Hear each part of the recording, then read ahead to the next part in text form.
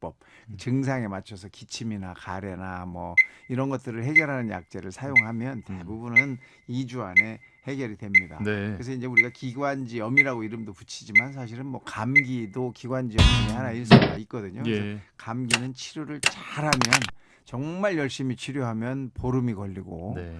뭐 치료를 잘 하지 않고 그냥 방치를 해도 14일 걸리는 병. 그러니까 네. 이걸 좀 잘 이해하시고 내가 정말 열심히 치료해야 되는 이유 그걸 알면 내가 만약에 목을 많이 써야 되고 네. 말을 많이 해야 되고 공식적인 일을 해야 되는 분 같으면 저도 조금 더 열심히 치료를 해서 그런 네. 증상이 오래 가지 않도록 하는 게 맞겠고 만약에 그렇지 않고 그냥 목을 별로 쓰지 않고 그냥 대충 손으로 하는 일을 많이 한다, 머리를 쓰는 일을 많이 한다 그러면 사실 증상이 있어도 별로 중요하지 않거든요. 네. 네. 대충 물 드시고 편안하게 하시면서 치료를 하셔도 문제가 없습니다. 하지만 만성기관지염이 됐다. 아. 이때는 이 폐기능 기관지 기능이 떨어지지 않도록 해야 돼요. 이게 네. 떨어지면 예. 기능이 떨어지면서 숨쉬기가 몹시 어려워지고 그 이후에 2차 감염이나 합병증 생기기가 쉽기 때문에 네.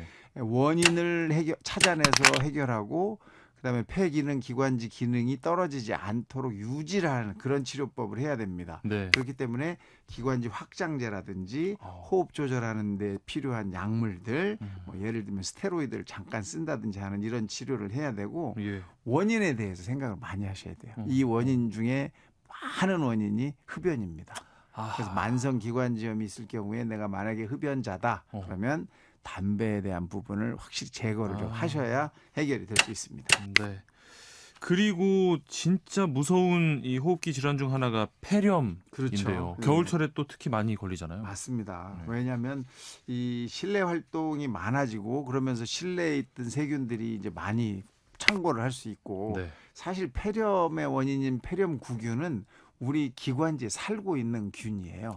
그래요? 그럼요. 그래서 그때 평상시에는 이게 나를 병들지 않게 하는 균인데 네. 내 몸의 면역력이 떨어지고 아하. 신체 활동이 낮아지고 문제가 생겨 있을 때 이 세균들이 이 폐로 넘어가면서 폐렴을 유발하게 되거든요. 예. 그래서 폐렴균이 어디서 딴 데서 팍 오는 게 아니라는 사실을 잘 알아두시면 정말 큰 도움이 될 것이고 네. 그래서 그럴 때 특히 이렇게 겨울철에 온도가 낮아지고 습도가 낮아지면서 기관지나 폐에 세균이나 바이러스가 살기 좋은 환경을 만들었을 때 네. 거기에 내 면역력까지 떨어져 있으면 아. 이 폐렴이 생길 수 있다는 사실을 잘 알아두시면 좋겠고 예. 특히 이제 뭐 이미 많이 코로나19를 겪으면서 많은 사람들이 이 문제가 심각하구나를 아시잖아요. 네. 네. 올해는 뭐 독감도 많이